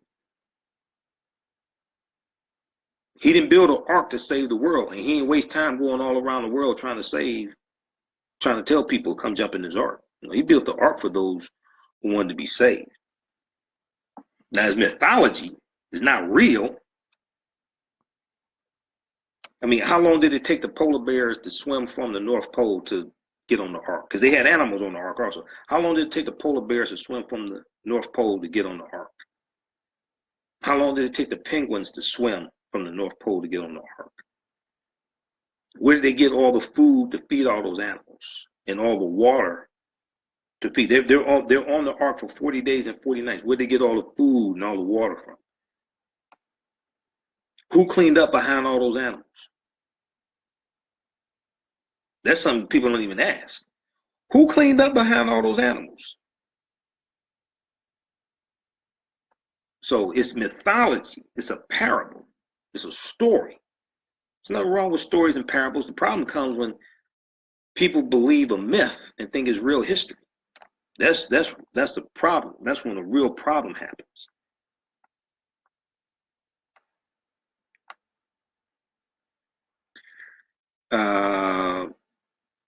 Derek said, "I'm asking blacks with the resources to carry this out with you, like in the millions followers. Are there any African American millionaires has step up in the?" Okay, I'm not exactly sure. You may want to edit that. You may want to edit that comment, Derek, or repost it. Darylyn, so that was Derek. Darylyn said they would say the Lord helped. Okay, the Lord helped. The Lord helped clean up behind the animals. Not to mention, if you read Christianity Before Christ by Dr. John G. Jackson, he deals with some science in there. So if it rained for 40 days and 40 nights, you know that would have raised the sea level by about a mile. which would have killed every living thing on the earth, including the vegetation and the trees and all that stuff. So the herbivorous animals that were on the ark, the animals, the herbivorous animals, they eat herbs, they eat leaves, things like this. They don't eat meat. If the sea level raised 1 mile and killed every living thing on earth, what did they eat when they left the ark? Because they don't eat meat. They don't have the type of teeth for eating meat. They didn't eat. What did they eat?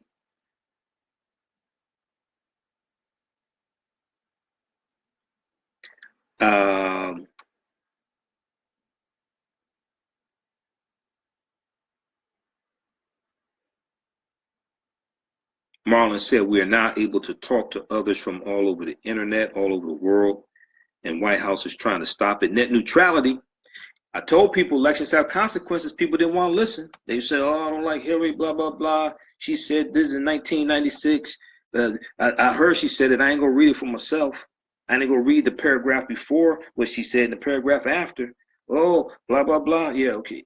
I warned people about Trump. You go back and listen. I was doing national radio for 5 days a week up until April of this year. Okay? Because my daughter was born February 25th of this year, right? And I said, I can't do 5 days a week for free. I can't do that anymore, right?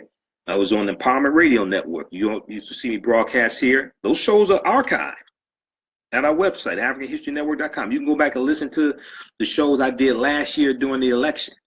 And I was warning people and providing the evidence. I said, this fool Trump, what I was talking about is happening now, okay? Net neutrality is horrific. Net neutrality is horrific for African Americans, horrific for small businesses, right? This is Trump's administration pushing that. President Obama was against it. They are overturning all these things President Obama had in place that most African Americans didn't even know existed. There have been over 100 policy reversals that Trump has put in place. Over 100 policy reversals. Most people know absolutely nothing about that. I deal with this presentation here. I deal with a lot of that stuff. This is African American resistance in the era of Donald Trump. Voter suppression, reparations, and how elections had consequences. There are 3 presentations on this DVD. This is $10 at our website, AfricanHistoryNetwork.com. This one right here, the real story of the Confederate monuments, the Confederate flag, and why Robert E. Lee was against them. So this deals with the history of the Confederate monuments, okay? The history of the Civil War, the Confederate flags. Now, what most people think is the Confederate flag, the flag that was on the General Lee car on the Dukes of Hazzard, General Lee. That was the name of the car, General Lee, named after General Robert E. Lee. That flag is not the Confederate flag. There were 3 flags that flew over the Confederate States of America from 1861 to 1865, because the Confederacy only lasted 4 years. 1861 to 1865. That flag was never one of those flags. That's the Confederate battle flag of Northern Virginia under General Robert E. Lee, and then you had some other smaller armies that had that flag. That's not the Confederate flag, but most white supremacists who are out there flying that flag don't know it. Most Southerners, most white Southerners who say this is my heritage and things like this, they think that's the Confederate flag. They don't understand history. That's what I break down here. And then we deal with the history of General Robert E. Lee, because General Robert E. Lee was against erecting Confederate monuments and using the Confederate flags after the Civil War was over with. Most of these white supremacists don't even know this because half of them can't read. They don't study history. So this one right here, Great African Women in History, the Mothers of Civilization, right? This is actually 4 hours. It's a 2 DVD set, 4-hour lecture I did, where I deal with some well-known and not so well-known African women in our history. Okay, some living, some are ancestors now. All right, Great African Women in History, the Mothers of Civilization. So I have about 35 of my lectures there. They're all at AfricanHistoryNetwork.com. And we have bundle packs also of them as well. A website link here again, AfricanHistoryNetwork.com. Okay. Let me see what else I have here. So, we have the Hidden Colors documentaries, of course, all 4 of those, directed to Tariq Nasheed. We have these in the bundle pack also, of course. Elementary Genocide from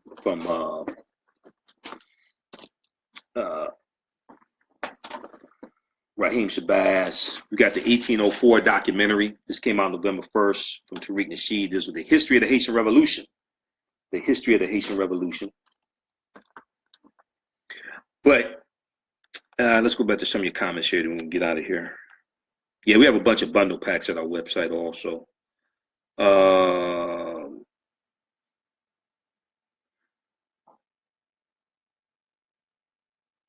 Jeremiah said, if you think some have a hard time accepting Willie Lynch wasn't real, try telling them Roots wasn't either. Well, Roots was a compilation. A lot of people misunderstand Roots. See, Roots, Alex Haley traced his ancestry. And he heard stories throughout the years passed down from generation to generation about his ancestry. So he traces his history, but he writes a novel about it. See, the miniseries Roots that aired on ABC, okay, and set records for viewership and won Emmy Awards, things like this. That was based upon the novel Roots. So it was Roots, it was called An American Saga or something like that. But that book was not a history book. That book was a novel. So it's somewhat based on true story. It takes place in a true historical setting. But Roots was not a history book. It's a novel. Okay. So it deals with a real condition that we were in. But once again, it's a novel from Alex Haley, who also wrote the autobiography of Malcolm X, as told to Alex Haley. Cliff said, why is it that so many Africans and African Americans focus so much energy on religion, but neglect knowledge of self, nation building, and nation management? Well, African people were very spiritual people, most spiritual people on the face of the earth. And these various religions, they took fragments from the periphery of African spiritual systems to create these religions.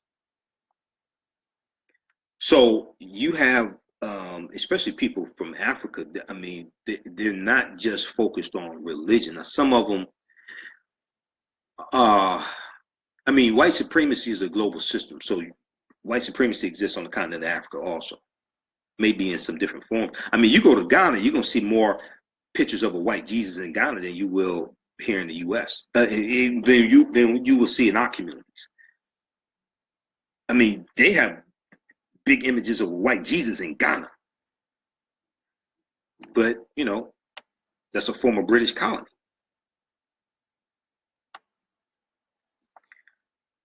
White supremacy is a global system. And if you do not understand European white supremacy and racism, what it is and how it works, everything else that you think that you understand will totally confuse you. As Dr. Francis Cress Welsing and Nellie Fuller taught us. If you do not understand European white supremacy and racism, what it is and how it works, everything else that you think that you totally understand, everything else that you think that you understand will totally confuse you.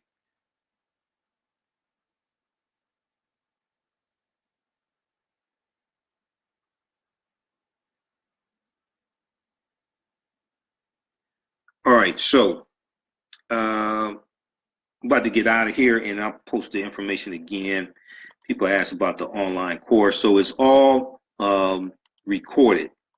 Ancient Kemet, the Moors, and the Ma'afa, Understanding the Transatlantic Slave Trade, what they didn't teach you in school. It's all recorded. You can watch it on demand. It's like 14 hours, and then it's like 20 hours of bonus content. So we deal with thousands of years of history, deal with the African presence in this country, going back at least 51,700 years. We deal with a chronology of history. So when I spoke, when I was a guest lecturer in the Department of Africology at Eastern Michigan University, one of the things I talk to the students about is that you have to understand a chronology of history going back at least 50,000 years. Because African people have been in this land we call the United States of America at least 51,700 years.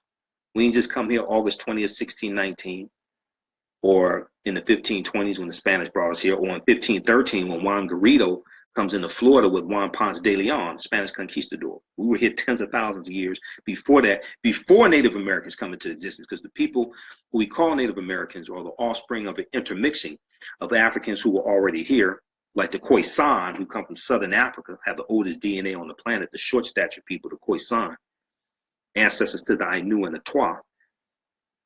So you have Africans who are here who intermix with Asians who come here around 3000 BC, and their offspring are who we call Native Americans. Their offspring are who we call Native American. And when you go look at old photographs of Native Americans, these were dark-skinned people. They weren't like the very light-skinned, almost white-looking Native Americans that you see some of them today. These were very dark-skinned people. And then you're going to have other groups of indigenous African people who were here that got reclassified as Native American as well by European settlers. So Captain John Smith in 1607, he talks about how he was captured by a group of Black Indians. Dr. David Imhotep deals with this in his book, The First Americans Were Africans, Documented Evidence. He deals with this in his book around page 65, 63, something like that.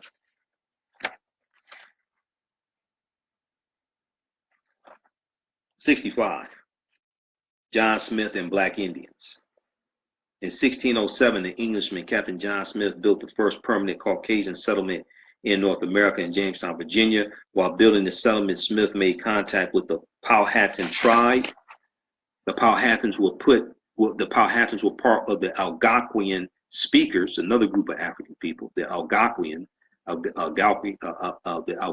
Indians, who were the largest group of Indians in Virginia as late as the time Captain John Smith arrived. There were more than 10,000 Algonquin in Virginia alone before the colonists arrived. Quote, Europeans called the Delaware Indians Redskins because of their reddish natural complexion and the vermilion makeup they were fond of and decorated their bodies, end quote. Therefore, they were unfortunately called Redskins and sometimes called Red Devils by the European settlers, also referring to their skin tone. In 1607, Captain John Smith described the chief of the Powhatans, writing, quote, Powhatan, more like a devil than a man, with some 200 more as black, B-L-A-C-K-E, as black as himself. When Captain John Smith described the chief indirectly, saying his braves were as black as he was, it is logical to assume that they too were black. When Captain John Smith described the Powhatans as devils and black, he was referring to skin tone. Now, Clyde Winters agrees, saying, quote, early Americans would certainly be able to tell the difference between paint and complexion. In any case, whether the Powhatans were black as that late date or not does not change the fact that the first Americans were Africans. These first Americans remained black complexion until 3000 BC, when the first Asians entered and began to mix blood with the Proto-American Africans. It's page 65 and 66 of The First Americans Were Africans, Documented Evidence by Dr. David Imhotep. This is one of the books we use in the online course that I teach, Ancient Kemet, the Moors, and the Ma'afa. understanding the transatlantic slave trade, what they didn't teach you in school. That course is all on demand now. It's all on demand. You can watch it at your own pace.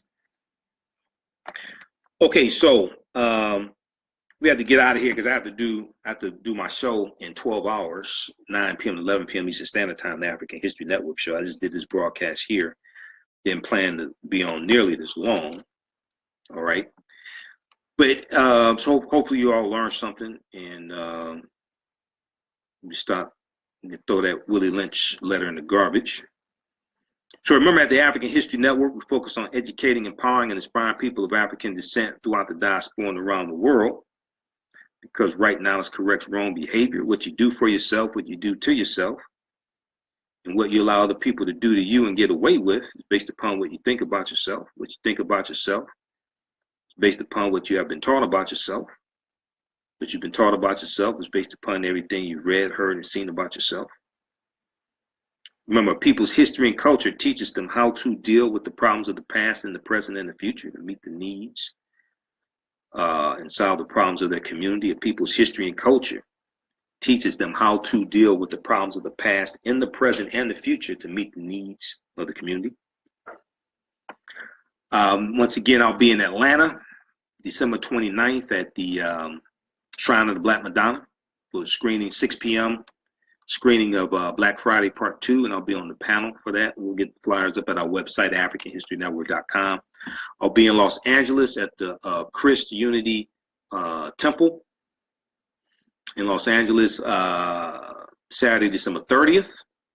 That event's 3 p.m. to 7 p.m., the Kwanzaa celebration, and I'll be doing a lecture there New Year's Eve, December 31st. I think that's that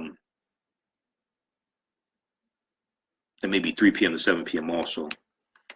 On African American resistance in the era of Donald Trump, voter suppression, reparations, and how elections have consequences. Okay. Remember, right now it's corrects wrong behavior. It's not over till we win.